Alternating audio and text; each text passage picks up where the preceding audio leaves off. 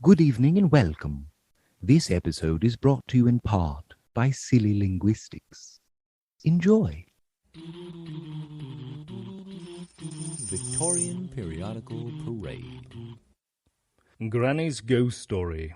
The Cambridge Chronicle and University Journal. Isle of Ely and Huntingdonshire Gazette. December 28th, 1894. Did you ever see a ghost, Granny?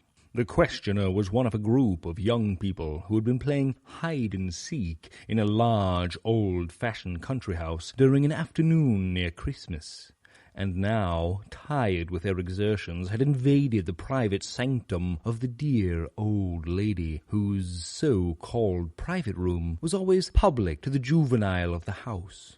It is quite delightful to sit down at last, cried a pretty girl of 17, the eldest of the merry band, throwing herself on the bearskin rug. We played till it began to grow dark, and then Effie was afraid of ghosts, I believe. I wasn't, said Effie, in a tone somewhat too positive for veracity. Yes, you were. You wouldn't hide alone in the picture gallery for anything. Granny, did you ever see a ghost? Repeated Jeanie, a quiet, thoughtful little maiden with big blue eyes. The old lady hesitated for a moment before replying, I hardly know what to say, Jeanie. You are asking me a question I have often put to myself during the last 70 years, and never yet satisfactorily answered. It may have only been a dream. Now that means you have some nice story to tell us, said Sarah, coaxingly, nestling up to the old lady's side. And that is what we all came to ask for. And firelight is so suitable for telling ghost stories by, cried several of the party in chorus. Mrs. Graham laughed pleasantly. Truth to tell, the dear old lady was rather proud of her powers as a raconteuse, and loved to relate tales of old times quite as much as her young descendants did to listen to them. I am now an old woman, children, as you know, 87 last week. But looking back, it seems but a short while ago since I was as young as Sarah here. Only a great deal prettier, father says, put in Sarah, who was reckoned the beauty of the family. Ah, my dear, that is all past long ago, said the old lady, not, however, altogether displeased by the compliment.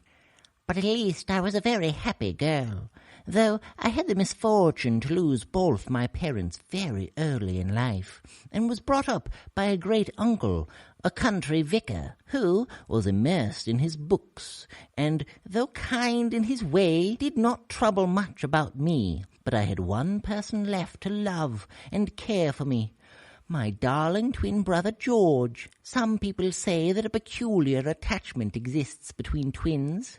I am sure it was so in our case. We were inseparable as little children. I used to get into sad disgrace with my governess for being a boyden playing with my brother. Young ladies were expected to be more demure in the last century than you young folks are nowadays. This conversation took place about 1836.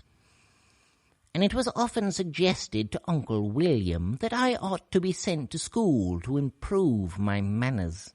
But the very idea of separation from George drove me so frantic that Uncle William, who was kind in his way, gave up this idea and contented himself with keeping a resident governess to look after me.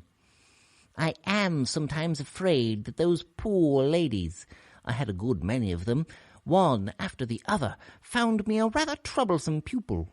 At least, before George began to attend the grammar school daily, and so was not at hand to incite his sister, Miss Sally, to break out of bounds, as my teachers phrased it. I remember... Here Miss Graham checked herself, recollecting perhaps that certain of her youthful reminiscences might be more entertaining than edifying to her juvenile audience, and went on hastily. Well, my dears, I was a very tiresome little girl sometimes, I am afraid, but I had not your advantages, good parents to bring me up. There is no excuse for your displeasing your governess. As I have said, George and I were devoted to each other. No one, indeed, could have helped loving him. He was the kindest, the bravest, the handsomest. Miss Graham paused a while. Has he not been dead a very long time? Asked one of the girls, marvelling at this display of emotion over a sorrow so long buried as to be almost unknown to the younger branches of the household. We kissed each other for the last time on earth just 70 years ago, said the old lady quietly. But, as you will understand, my dears, if you ever live to be old, this seems but a short time ago to look back upon, and I can recall all the love and the sorrow of that parting as if it had taken place yesterday. We had kept together, George and I, all our early life. Even in his studies I was his companion, and I had always made up my mind that in that far-off time, when we were grown-ups, George was to take holy orders and become Uncle William's curate, and go on living at home with us both, just as he did now. Only I should be rid of the tiresome governesses, and myself keep house. The living was a family one, and a good one, and it was wished that George should succeed to it.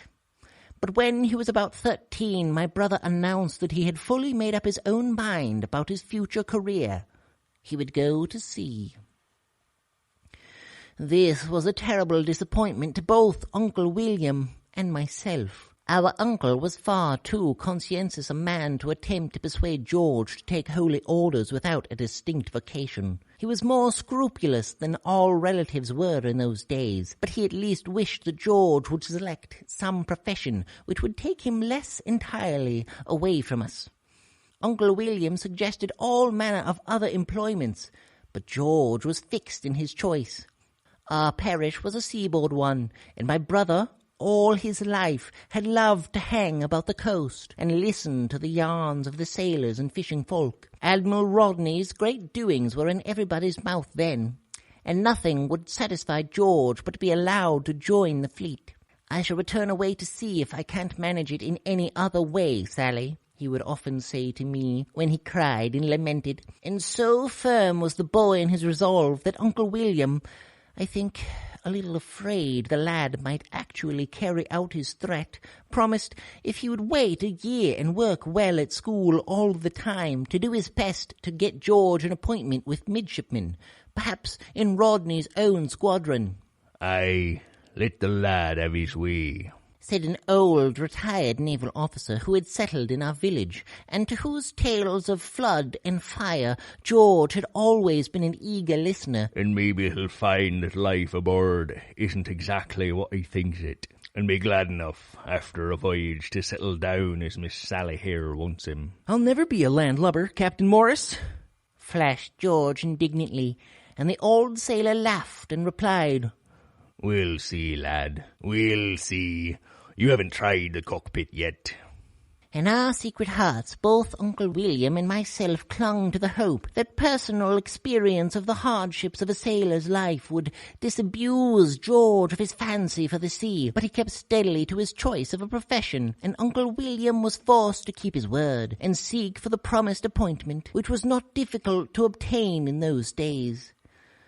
When I saw George arrayed in his new uniform and radiant with boyish hopefulness, I was extremely proud of my handsome brother. But oh, the grief of that first parting! However, George himself was in excellent spirits, and I secretly cherished the hope that he would be ready to give up a sailor's life after a trial. Such, however, was not the case. My brother had evidently known what career was best suited to him. He was a born sailor, devoted to his profession, and thoroughly happy in it. Hardships enough there were in the Navy in those days, but George was strong and brave and blessed with a happy, sunny disposition which made light of small annoyances. Lad as he was, he soon became popular with and esteemed by all the officers and men of his ship, and his captain wrote of him to Uncle William in terms which brought happy tears to my eyes.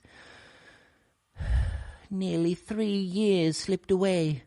George and I were nearly 17, and the former had just obtained promotion in consequences of an act of conspicuous bravery during the siege of Gibraltar.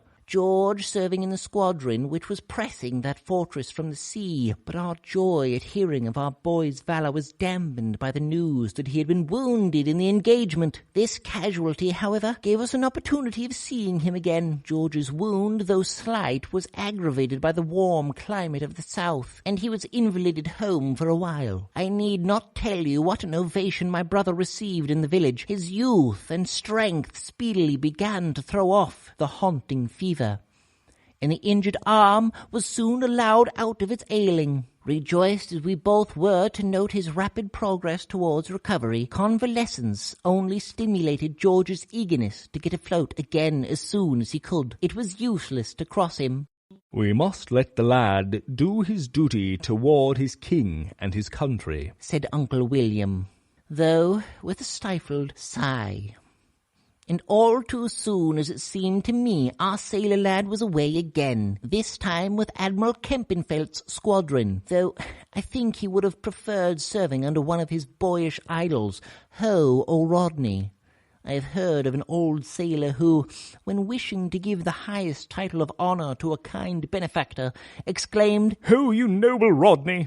the name of this popular admiral standing with Jack as the ideal human excellence. A change took place in my own life now. During George's last visit to England, we had seen a great deal of a brother officer of his, who had been wounded in the same action off Gibraltar, and was also invalided home for a while. Captain Graham had a few near relatives surviving, and at George's request, Uncle William invited him to stay a few weeks in the vicarage. "It is so dull for the poor fellow knocking about alone in London," George remarked. Captain Graham apparently liked our village very well, for he took rooms at the inn after leaving our house, and lingered on long after George had quitted us. It was a great pleasure to Uncle William to have the society of a clever, intelligent man like Captain Graham, and George's friend was, of course, acceptable to me. I think— The old lady hesitated with a charming blush. That it was his appreciation of my dear brother and his praises of his merits which made me first fall in love, as you girls call it, with my husband. "Ah!" cried Jeanie. I knew what was coming when you talked of Captain Graham. I guessed he was our grandfather, the Admiral. Yes, I married my brother's friend, and delighted indeed was George when he heard of our engagement. "Of all men on earth, there is no one I would sooner entrust with the happiness of my Sally," wrote my brother to Uncle William. Captain Graham had means independent of his profession. I also had a comfortable little income. There was nothing to delay our marriage, which Captain Graham was most solicitous should take place before his leave expired. Uncle William sighed a little at giving me to a sailor, a rover, but veiled me at length, and we were married on a bright June morning in 1782. Why, you could have only been about 17 then, Granny, said Sarah. 17 in a few months. There were special circumstances in my case, and people, as a rule, married earlier in the last century than they do nowadays, I think. I think, continued the old lady with some emphasis, that all wise parents will discourage very youthful marriages, especially when silly girls of 17 think themselves in love with boys about 22. My dear husband was nearly 20 years older than myself, so if I was but a girl when we married, I gave myself into the care of a man of 36, who had seen the world and served his country honourably and had the means to provide for his wife. Poor Sarah blushed and looked downcast. Had these remarks any personal application in her case? I would rather marry a man near my own age, said Effie, a little rebelliously. Well, if any of you are granted 40 years of such happiness in marriage as I enjoyed with your grandfather, you will be fortunate women, said the old lady quietly. We had our cares and troubles like the rest of the world, of course, but these never impaired the joy of our love for each other. It was well worth buying the happiness of that time together, with all the after-grief of widowhood and my 30-odd years of loneliness. The girls glanced at the portrait of the elderly, somewhat hard-featured man in naval uniform which hung above the fireplace, and marvelled as youth does, at the romance of their elders' lives. Young folk often find it difficult to realize that even their grandfathers and grandmothers were youthful once, and that love may continue to glow as fervently in aged hearts as in more juvenile ones.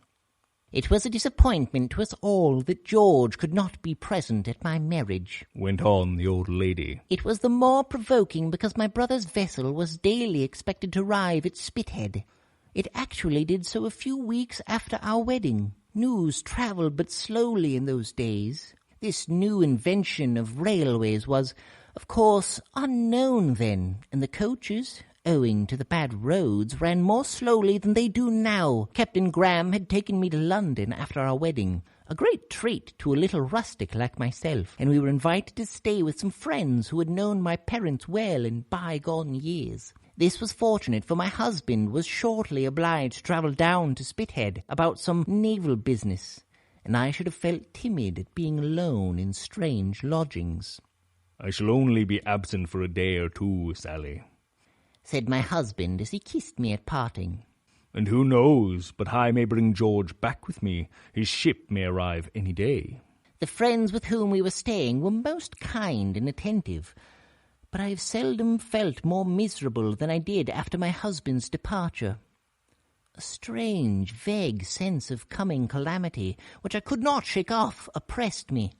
And the third day after Captain Graham had left, I felt so dull and depressed that I pleaded a headache as an excuse for retiring early to bed, instead of attending a gay party. My husband had promised to post home as soon as his business was concluded, but it was impossible for him to fix the exact date of his return. I had hoped he might have arrived that evening, and the disappointment added to my depression. I was baby enough to actually cry myself to sleep, and fell at length into a heavy slumber. I woke with a sudden start. Had my name been called, or had I only fancied it? "Yes?" I cried, starting up in bed, thinking my husband had returned. There was no reply, but standing at the foot of the large four-posted bedstead where I was laying, standing just in the opening left between the curtains, I saw as plainly as I see you girls now, my dear twin brother George. I gave one cry of rapture, "Ah!" and was about to spring into his arms when something seemed to hold me back. And looking again, I saw George was not altogether like himself. He was deadly pale. His beautiful golden curls were all tangled and sodden, as if with water. And his uniform, I can see it now, was dripping wet. As I gazed, the figure seemed to waver and vanish, and the moonbeams were again shining where it had stood. I sank back on my pillows with a wild, despairing scream, and the next moment my husband's strong, kind arms were around me. "Sally, my own darling, they told me you had gone to bed early with a headache, and I was lying on the couch in the next room in order not to disturb you. But now you are awake, you must hear my news. I have seen George." "So have I," I cried wildly. "I know what you have to say. He is dead. He is drowned. He has come himself to tell me." "Child, you've had a bad dream," said my husband, kissing me. "These fancies will never do for a sailor's wife and sister. As for George being drowned, he was never less likely to come to such a fate, for I have met him myself, alive and hearty, and as good as on shore already. The Royal George, with our George on board her, is lying safe and snug at anchor in the Spithead roads, and he is likely to be drowned there, as you are in this room." "Are you sure you saw my brother?" I asked, half doubtful, for the vision had made a deep impression on my mind. "Will this parcel convince my anxious little Sally?" said my husband with a smile as he put into my hands a little packet containing a pretty gold chain and a few scribbled, loving words for my brother, announcing his vessel's safe arrival at Spithead and promising to join us in London as soon as he could obtain leave. My husband had visited him on board the ship and been entertained by the Admiral himself in his cabin. As I heard my husband's story, I began to think that I must, after all, have had "A bad dream. And dreams go by contraries," my husband asserted. Nestled in his arms, I was soon quietly asleep again. But in about an hour or so, woke once more with a strange kind of start, and there, distinct as before, I saw my brother's figure, with dishevelled hair and dripping garments, standing, gazing at me with a sad look upon his pale face. My husband was peacefully asleep by my side. With a great effort I controlled myself and lay quiet for a few seconds. We had been married but a few weeks, and I did not wish my husband to take up the idea that I was a silly, nervous, fanciful young girl. And yet, but as these thoughts passed rapidly through my mind, the vision, so distinct for a moment or two, again faded suddenly. I slept no more that night. Wearily passed the hours as I lay with my gaze irresistibly fixed upon that opening between the bed curtain where the beloved countenance had so strangely appeared. And as the short summer's night faded into the day, the vision came again. For the third time I saw George with his wet raiment and his sad, pale face. I distinctly heard a sigh, and I saw no more. My involuntary cry at this last apparition awoke my husband, to whom I sobbingly poured out my story. Of course, he totally disbelieved it, but vainly tried to soothe me. "Say what you will, I know George is drowned," I cried persistently, until my husband shook his head and said, "I did wrong in allowing you to run about so much in London. Sally, you have fairly broken down your health with these town gaieties.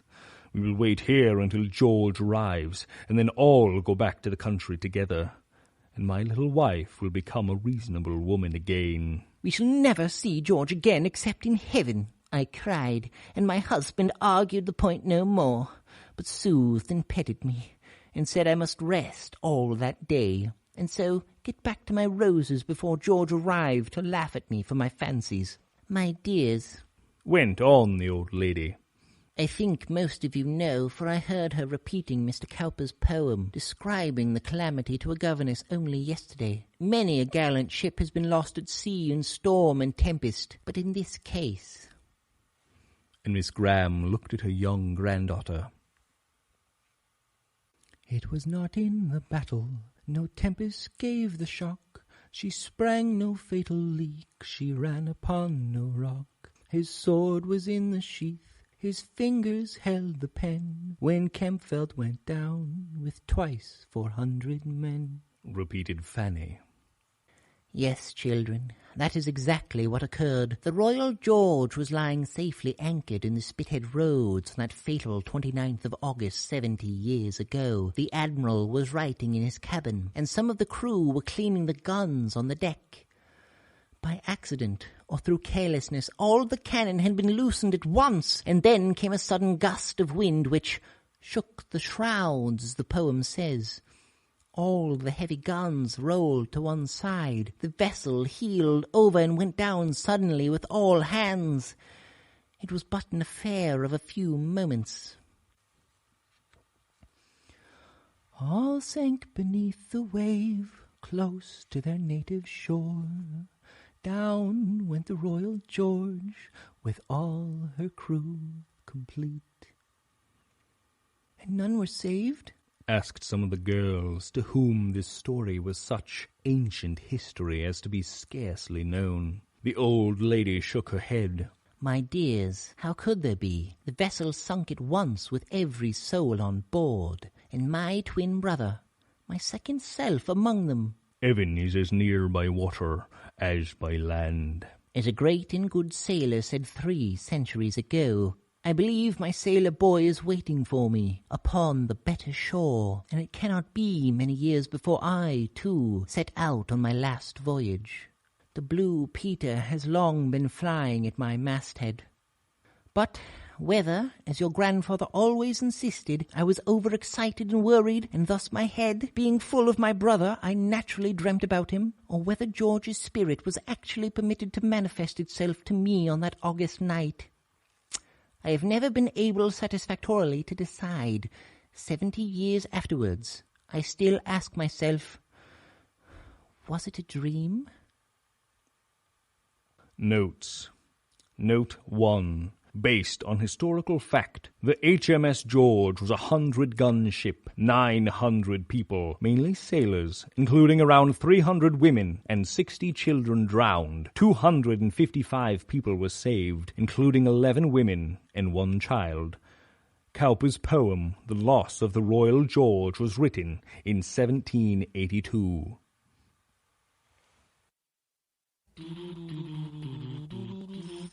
Victorian Periodical Parade. That was Granny's Ghost Story, The Cambridge Chronicle and University Journal, Isle of Ely and Huntingdonshire Gazette, December 28th, 1894.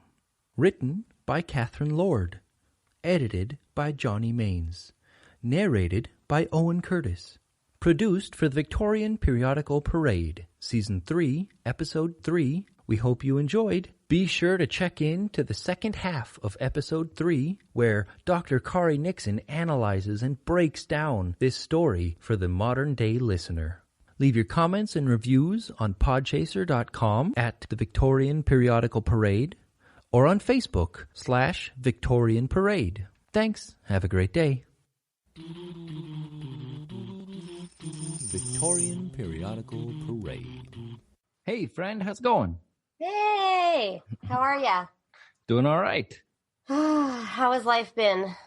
Tonight, we got a Blue Apron box, right? Mhm. Eston had some extra ones. And so we got it, and I was preparing it. And, they give you the vegetables in a different package than they do all the other ingredients. Right. So I was sitting here, never having done a Blue Apron box before, and I was like, where are the vegetables? And so I was looking, and I was like, okay, well, we have these red onions, but it's not the same size as what's shown in the picture. And then I was like, but we don't have any tomatoes. We don't have any. There's one other thing. And I was like, where is it? So it took me like 10 minutes to locate it all in our vegetable drawer. I was like, why is it here and not in the bag with everything, or at least labeled with a Blue Apron thing? And then I go to make it, and it says you need some olive oil, you need some butter. They sent us a disc of butter, and I was like, okay.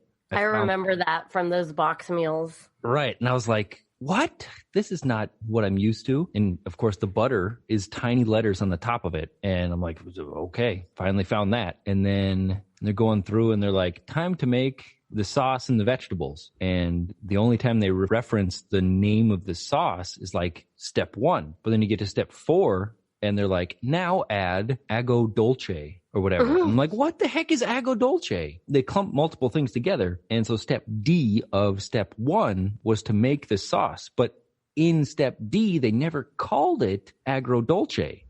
So I'm like, super confused what the agro dolce is. And, no, I'm going to tell them that this was not a good recipe for somebody who has no idea what Blue Apron is. Right. You realize that now we'll never be able to get a Blue Apron ad unless they want to appease us.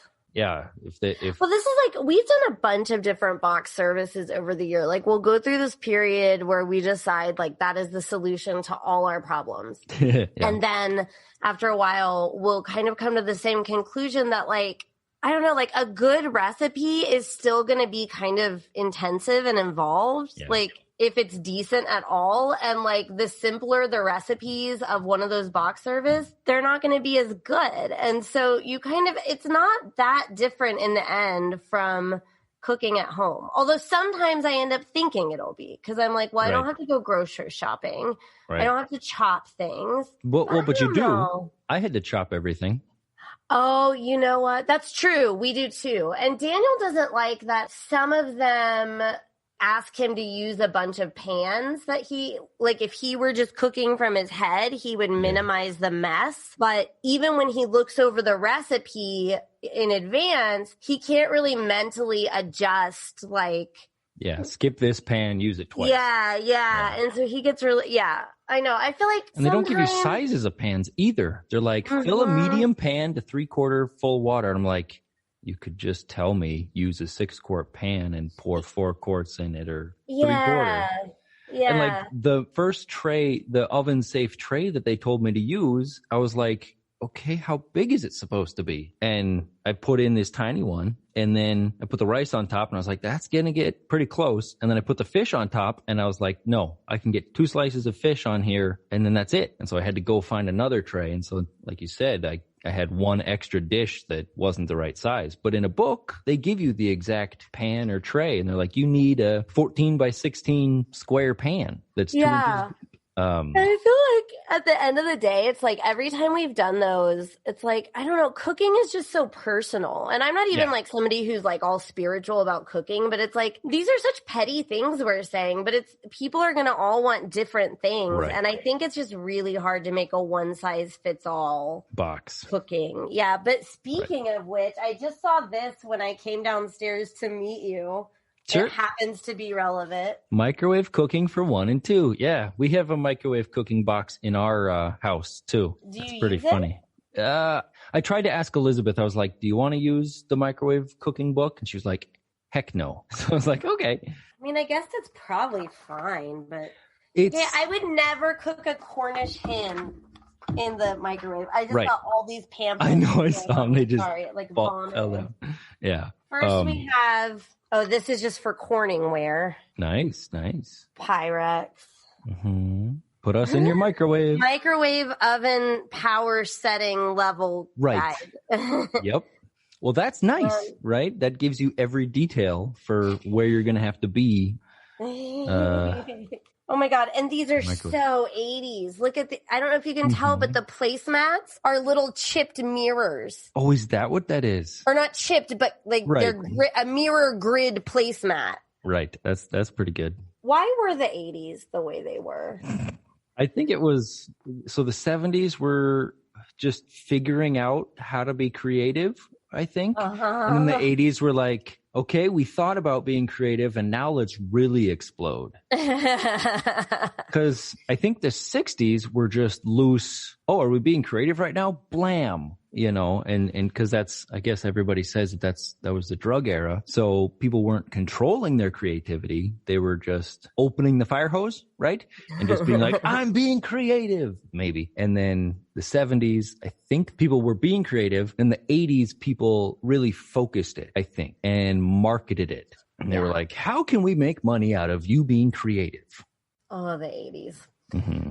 Okay. I didn't have much to elucidate on this story. Like, there aren't any like major issues that I felt like I needed to talk about, particularly because I'm not like a Victorian sailing and nautical expert. Did you have any questions that came up for you when you read it? No, I definitely think that this one was more of a hum-ha kind of novel. It was probably one of the lesser kind of things because it was more about the romance, and then almost at the end, there was a ghost. Yeah, but I mean, okay, so here's the one thing I can say, and this isn't really about Victorian life, but more like what professors like I talk about. There's something in Victorian literary theory called triangulated desire. And that's a big thing going on here, in which you almost have to draw it, and maybe I can draw it like here, and then later when we air this, we can put it on the Insta. Right. But it's like, okay, so you have that girl, Sally, so her brother, George, and then her husband,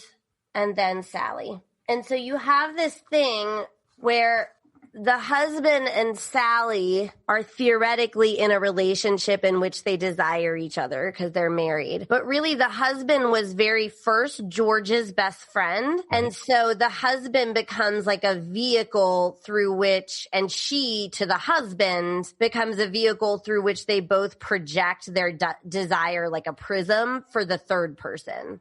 So that's very common. Like Tennyson, Alfred Lord Tennyson, who was the poet laureate for a while, he wrote a long, long poem to his dead best friend, the memory of his dead best friend, which you might remember years and years ago. Some of us set parts of it to music for the Utøya shootings. Oh.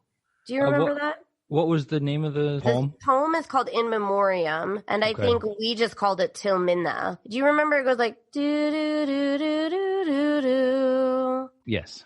Tennyson, when his friend Arthur died, like went on to marry his sister. And Arthur's sister? Uh-huh. I was And like, he'll not Tennyson write about sisters. it like, I can see Arthur in you, and that's why I love you. And you see it in fiction a lot too. Like, oh, he had my best friend's eyes, and so that's why I married him. Like, he reminded me of my girlfriend. So there is that. But I mean, if that pertains to anything in the Victorian era, because that itself is more of a theoretical term that we use. I mean, I don't want to call it anachronistic, but it's not something the Victorians would have had in their own self-concept consciously, but it does come out of a thing called homosociality. And that used to be a harder thing to teach, but now there's so much in the water about non-binary gender and sexuality that it's a lot easier for me to get it across to my students. Homosociality just means a relationship between two people. It's a same-sex relationship always, but it exists in a gray area between platonic. Well, I guess here I wrote hetero and homosexual, but it does exist in a gray area there, but it's perhaps more of a gray area between platonic and sexual. So if you said platonic and sexual of two same-sex people. And what this means, it's most famously written about in a book called Hellenism and Homosexuality in Victorian Oxford. This is not just me making this up. It's pretty well documented. It wasn't necessarily considered at odds with ultimately ending up in a normative, heteronormative marriage. It wasn't considered counterintuitive to that to have same-sex intercourse in high school and college for men. Of course, there's always a double standard for women. Right. But yeah, I mean, the way I try to describe it to students is that in general, they likely wouldn't have associated those sexual acts with a sexual identity. And we like to, it's easy, for us to think that we're more advanced than them. But in this particular case, we have much more of a binary of sexuality than they did. And they wouldn't have had this concept that an act makes an identity. Conversely, when you see authors at the end of the century, which is actually around this time that this story was written, like Oscar Wilde was famously put in prison for being homosexual. And the reason, this is sort of my humble opinion, there might be, total Oscar Wilde experts who disagree with me, but I've always seen that difference in that Oscar Wilde did claim the homosexual identity in a way that most people weren't attaching to their actions. Right.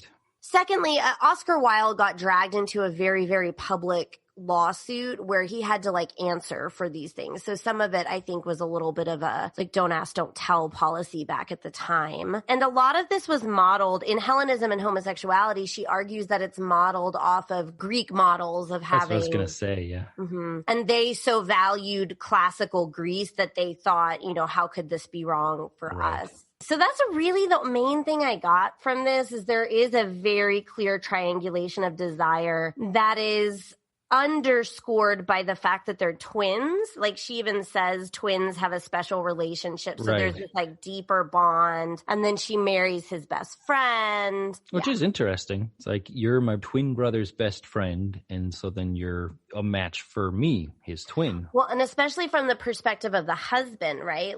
Supposedly they'd probably look alike. And so there is really that triangulated desire of I'm marrying into the most heteronormative relationship I can to get the closest thing to this same sex person that I really want to be with. Right. Yeah. And then the only thing I saw at the end was that it was based on a real sinking. Right. That was pretty cool. Yeah. And yeah, when I read that, I was like, it's just that she tied that sinking to the story and made up this story just based on it. Yeah.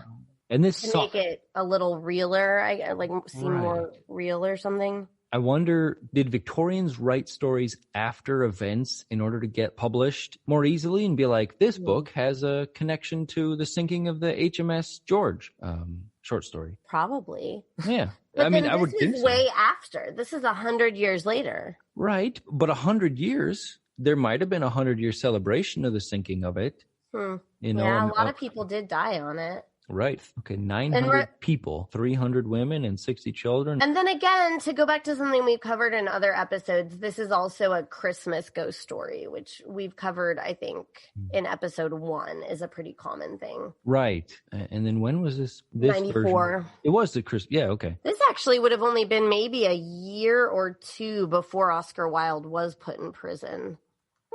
Interesting. Let's see. He was booed, I think, on the night of the opening of The Importance of Being Earnest, or it was a success one night and he was booed the next. Yeah, that's 2 months later, The Importance of Being Earnest opened. And I believe that is when he was booed off stage because knowledge had come out about this scandal. Wow. I can never remember, it was a success, and then he had this bad reputation. The black mark. He came out one night to bow and everything had changed. So I'm trying to see. Oh, it's just that he wouldn't come bow because he was worried about what could happen. And then he was arrested a few days later. Oh, right. There was enough news circulating that bad things were thought about him. So he was like, oh, I can't go out and mar the play with my schedule. I think he was just scared. Right. Honestly. Yeah, I love putting stuff like this into context with what else is happening in the literary world. That's really good. Especially because Lucy Hardy, in my opinion, her stories feel very mid-century to me. She is a late century author. Oh, sure. But her style and content really reminds me of things that were more popular in the 60s. Now, again, this is just completely my humble opinion, but I think that things like this, because by the 1890s, this is actually called the decadent era. And Oscar Wilde was one of the preeminent proponents of the decadent era, which, it signified much more than him, of course, but you can imagine through that, just his example, that Victorians would have been, in many cases, clutching their pearls over how the world was changing. And there's this loss of the old ways and traditional and, sort of a hyped up nostalgia for the good old days. And right. So to me, that's what I see over and over with Lucy Hardy's stories is this sort of, we're going to just tell a good old fashioned ghost story. They all kind of remind me of mid-century ghost stories. And I think it's almost this sort of palliative, comfort, familiar media.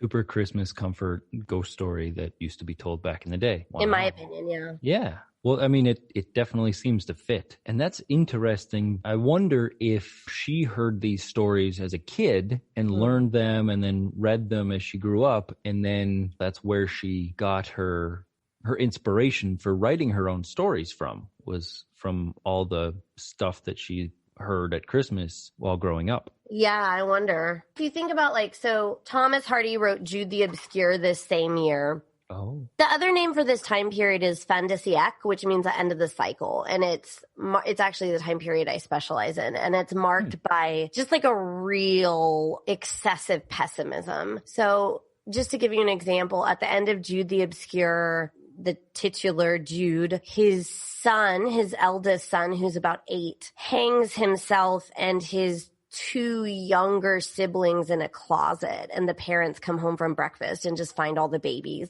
hanging in the closet.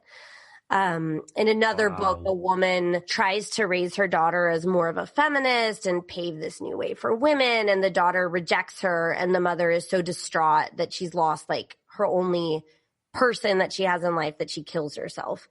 This is a really pessimistic, bleak era. And so when you have these sort of harmless stories like this, that's where I'm kind of getting this sense that these are just meant to be light reading, maybe a little spooky or whatever. But like you said, it's the Christmas tales they all grew up with. That's right. For us, we're that's creepy. It's a ghost story. But for them, it would have been maybe the warm fuzzies of Christmas with grandma. Yeah, this is tradition. This is what we do at Christmas. Right. Yeah. So I guess a question on that note is, what is the transition between mid-century to late century? What's the difference between those two? I think you've been talking about those a little bit, but I'm just now realizing, what is that? Yeah, so mid-century 1850s and 1860s is really high Victorian. So everything that, if you've listened to even a few episodes of this podcast that you think of as Victorian, stuffy, prudish values, high standards for women, this sort of thing, that's high Victorian. Okay. And by the end of the century, I usually mark it from anywhere from 1875, 1885. It's not a hard and fast number, where there basically becomes this sense that all these things, for instance, the things I just mentioned, these things that were supposed to stabilize the morality and purity of the nation and make them better and make them raise stronger soldiers and be better colonizers, that like these things hadn't really paid off in the way they were told it would. There's a whole bunch of scientific discoveries at this time as well. And there's this sort of belief that they're losing religion. Religion is a little bit on the decline. And there's this idea that, well, we can, take up our microscopes and telescopes, and that will be where we find answers, is through science. But every answer they found was really scary. Things like the infinite heat death of the universe. That's a Victorian concept. Okay. Yeah. Wow. The upending of the biblical timeline of geology and realizing how old the earth was through the study of rocks. That's a Victorian thing. Wow. Dinosaurs, paleontology, essentially as its own standardized discipline, arises in the Victorian era. And so in that case, they're like, okay, we're a speck in the universe. Yep. The universe will die. These huge, powerful creatures and civilizations that we're finding archaeologically and paleontologically they're dead, right? They're stone. Yep. And so this idea that, the world had peaked with the evolution of the white British man, it wasn't bearing out. It just got wiped away by the geological findings. The more they discovered, the more they sort of marched outward with science to sort of solidify their faith in life, the more it got ripped from them. And so that's sort of how I see it, is that by the 1880s, 90s, that they're just like, man, all this. I mean, that is bleak to go from being like, we are the best, to finding science and then being like, oh my gosh, there have been civilizations bigger, broader, deeper, even maybe more knowledgeable than us, and they're gone now. And that does hit hard. And it's almost hard to put ourselves into that position of seeing that for the first time. So there's just a huge amount of existential angst. And I think some of the summaries of the novels of that era that I gave you are clear about that. And so that's why I look at stuff like what Lucy Hardy's written. And even though to us, we might be like, okay, that's creepy, it's a ghost story. For them, it would have been still a sort of return to just CBS at 8 p.m., nothing too onerous, nothing making you think too hard, things that reminded you of when you were younger, and a way to veg out while imagining exactly. Actually, I found this magazine really easily. Nice. I didn't think I would because it has a bizarre long name. The Cambridge Chronicle and University Journal, Isle of Ely and Huntingdonshire Gazette. I thought I would never find it, but very findable. Because when you put that many words into Google, they're like, there's only one thing like this. Yes. I didn't see, it's kind of long, and it was very newspapery and not magazine-y. So there weren't a ton of just entertaining articles, but I found some interesting ads and stuff, and I thought we would just take it easy and look at some of the ads. Yeah, sweet. So we're looking at first an advertisement for sheep foot rot. Why let your flock suffer? So that's, I guess foot rot is a thing sheep get, and there's a medicine for it that was being sold. This is very common. Carter's liver pills. Yeah. And just the way this is laid out with the manicule, the hand pointing to it, and the big, bold letters here. Catch your eye, yeah. Yeah, and they'll put these keywords in big letters and then tons of tiny text under it. Right. Torpid liver. What does torpid mean? Torpid? I think it means it's not active enough. Oh, yeah. Positive. Yeah. Cure your torpid liver. Thick or opaque with matter in suspension. Cloudy or muddy in appearance. So, Carter's little liver pills do not constipate the bowels, but are, I can't read the rest, perfect. Wow, legible. It's really hard to read, actually. Weak babies and thin children with cough and cold. Scott's emulsion. Yep, that's a different ad.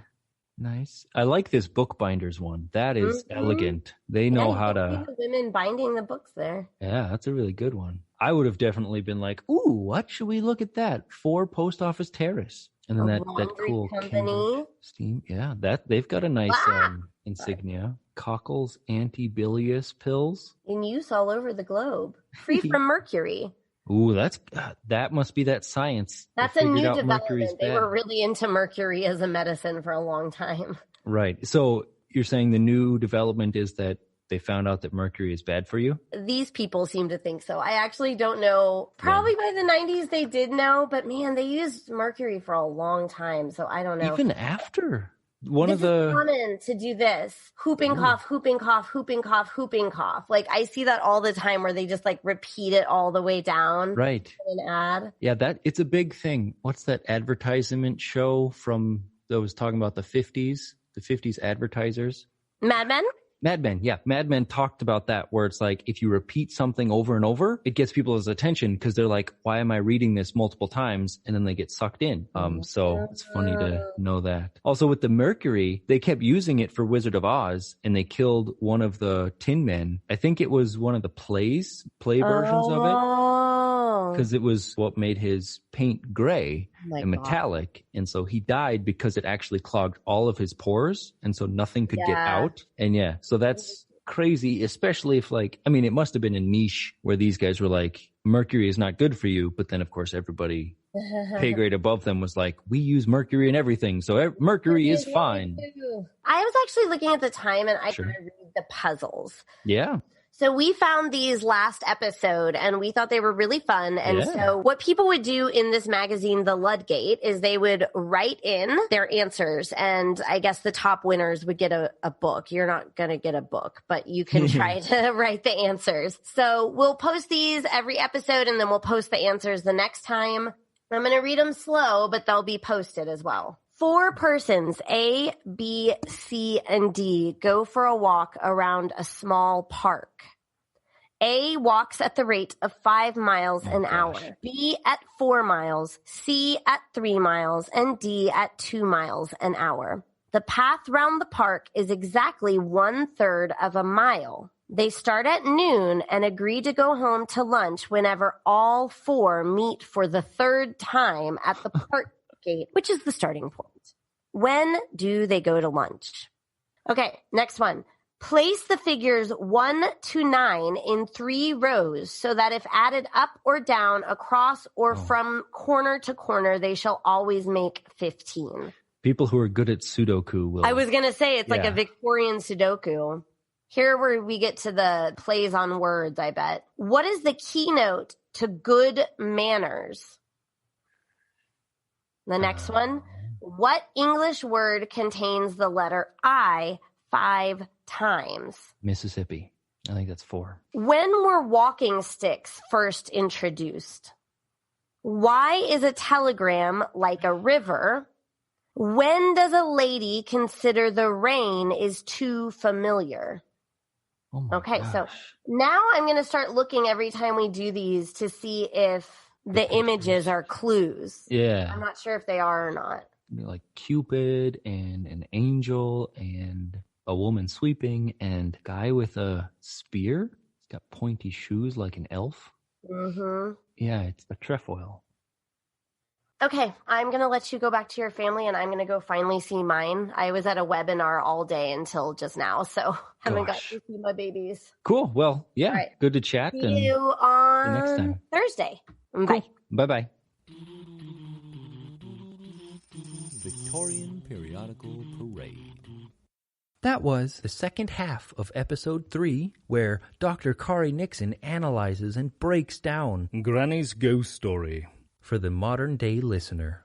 Produced for the Victorian Periodical Parade, Season 3, Episode 3. We hope you enjoyed. Be sure to check in to the Granny's Ghost Story, the Cambridge Chronicle and University Journal, Isle of Ely and Huntingdonshire Gazette, December 28th, 1894.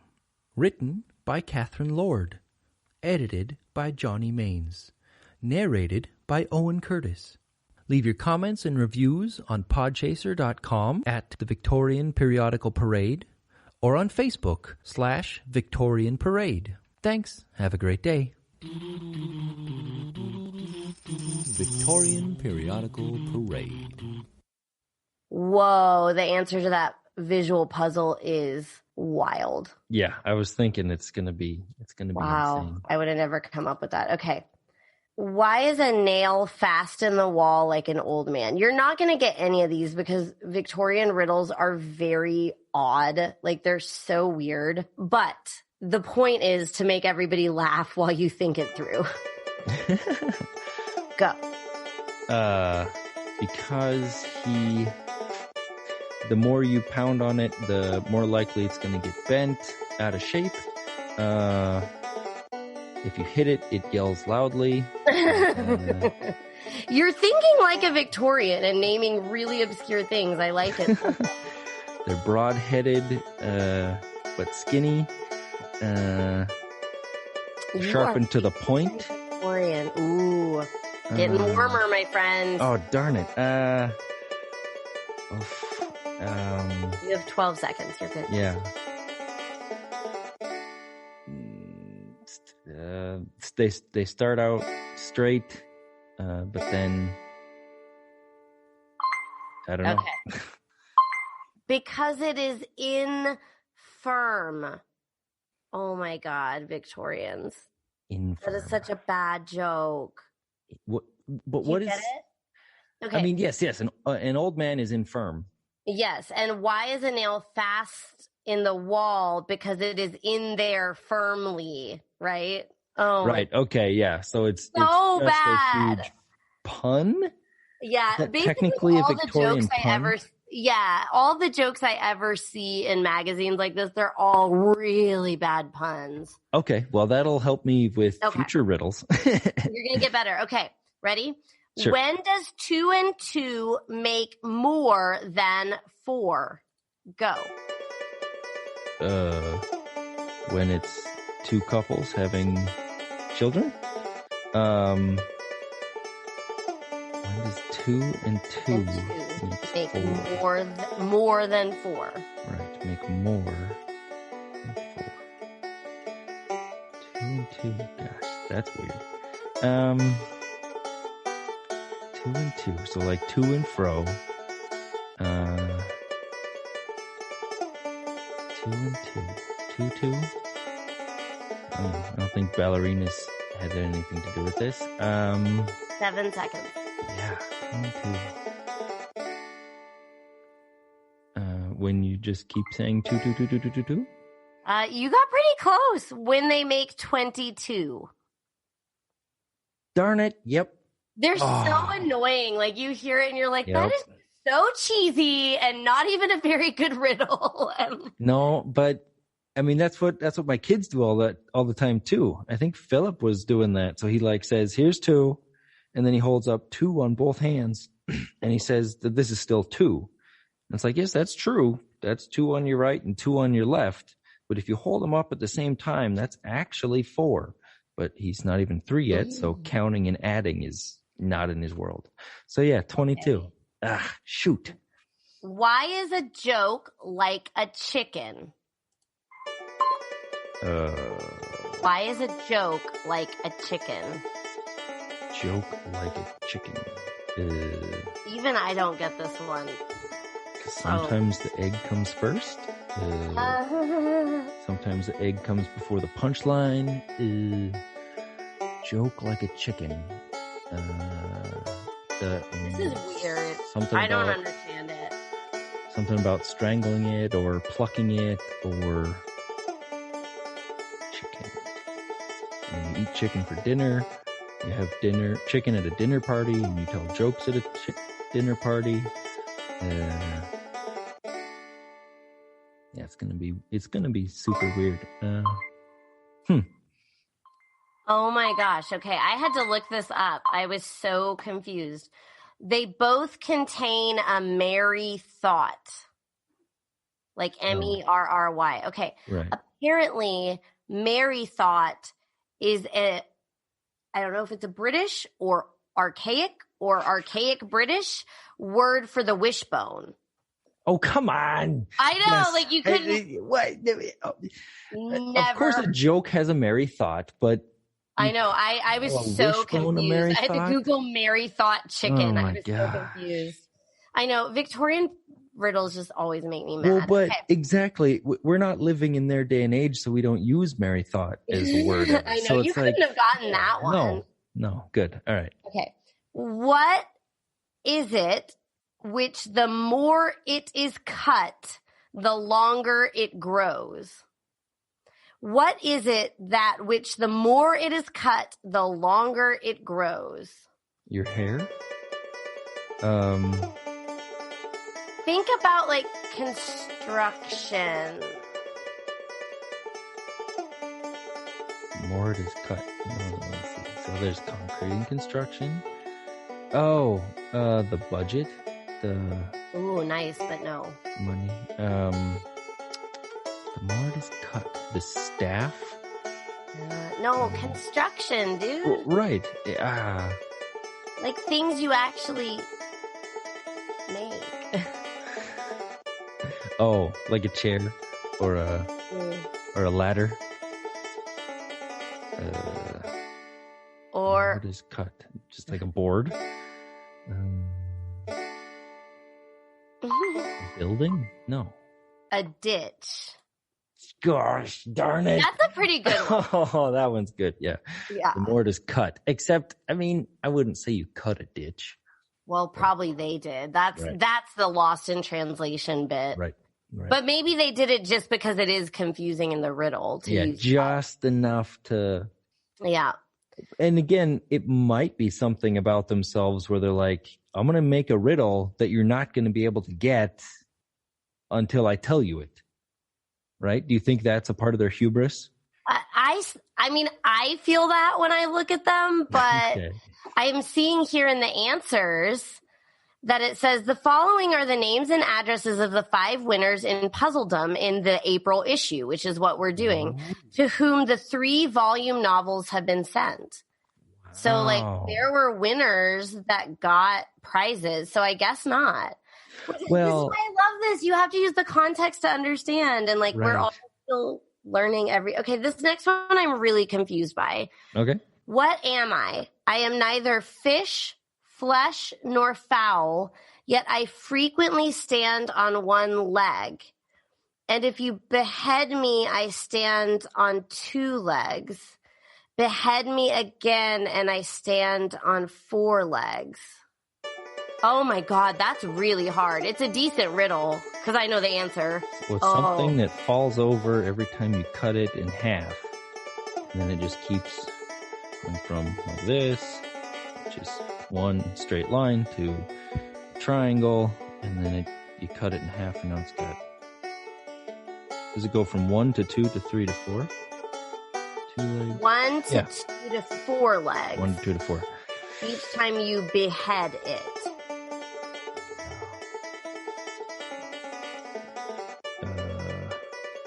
It's not a fork. That was a surprisingly good guess. Not a candle. Oh, that's a good guess. Okay, I'm just going to tell you, this is hard. And to think somebody sat and got this correct. It is the word glass. The word glass. You cut it. So a glass is like it has one base, so it stands on one leg. If you behead it and take off the first letter, the word is lass, and a lass stands on 2 legs. And if you behead it again, the word is ass, like donkey, and it stands on 4. That is really hard. That is a riddle. That's good. That's a riddle. You're right. Thank you, Victorians. You finally got it. That's a riddle. I mean, but that's serious. That's really good. That's how somebody sat there and figured that out. Although I do wonder if you read these every month, if you would sort of learn that style, that they would mix media, and move out of like organic things into linguistics and right. That is a good riddle. Mm-hmm. Man, and there were 5 winners. I have all their addresses. We can go visit their old homes. Yeah, or at least the plot of land that they used to be, and now they're field. They say my first is very bright, and what they say is true, but only in my second can my first be seen by you. My second would without my first be far from being bright, My hole is what the busy man welcomes with much delight. Okay, this one I don't even really get. And again, I know the answer. Oh. Is it a clock? Sun, light, lasers. Sparks. Fire. Let's see. They say my first is very bright, and what they say is true. But only in my second can my first be seen by you. First is very bright. A blink. Oh, it took me so long to even get it while knowing the answer. Oh my God, that's a riddle. That's another one that's like really, really. My second would without my first be far from being bright. A mirror. A picture. Look at the last though. My hole is what the busy man welcomes with much delight. Well, that's why I said picture, like a flash and stuff. A busy man welcomes a picture? Yeah. Like, a person working at their desk looks at their picture on their desk. Wouldn't have that back then. A drawing? Portraiture? No. No? Really? What does a busy man welcome? Food. The end of the day. Rest, like a day off work, like work. Sunday. Sunday. Yeah.